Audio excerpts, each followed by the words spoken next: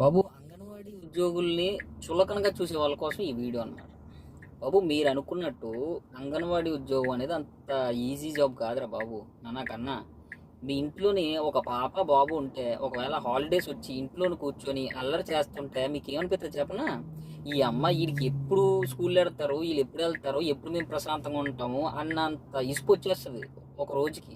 ఒక రోజు 2 రోజులు హాలిడేస్ వస్తాయి స్కూల్స్కి.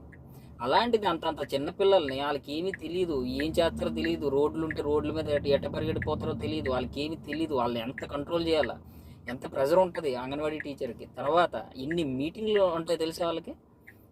వాళ్ళు నెలకి ఎన్ని మీటింగ్లు వెళ్తారు పాపం. నాకు తెలిసినంత వరకు వాళ్ళకి ఆ డబ్బులన్నీ చాలా వరకు ఆ మీటింగ్లకి వీటికి తిరిగిపోతే సరిపోద్ది. ఒక ఎమ్మెల్యే వస్తే వాళ్ళకి వంటలు వార్పులు ఏయో స్పెషల్స్ అన్నీ వండుకొని తీసుకొని వెళ్ళాలి వాళ్ళకి.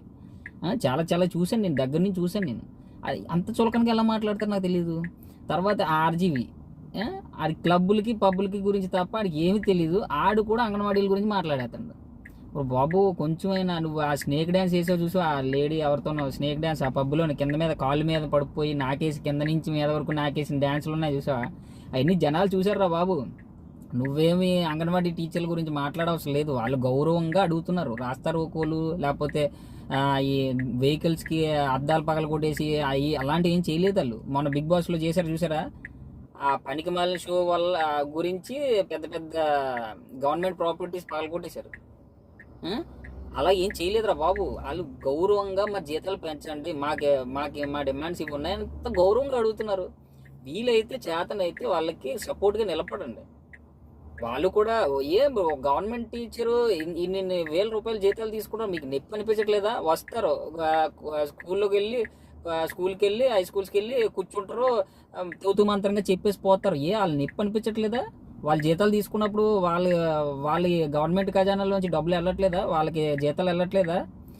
ఏమనంటే వాళ్ళు పెద్ద పెద్ద చదువులు చెప్తున్నారు బాబు.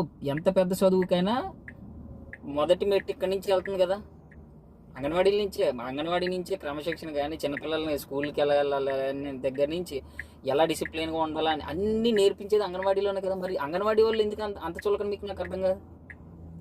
వీలైతే చేతనైతే సపోర్ట్ చెయ్యి, లేదా మూసుకొని కింద మీద కూర్చో అంతవరకు. కానీ వీళ్ళకి 26,000 జీతాలు ఉంటాయి అని మరి కామెంట్లో ఒకటి మొన్న ఒక వీడియో కింద చూశాను నేను.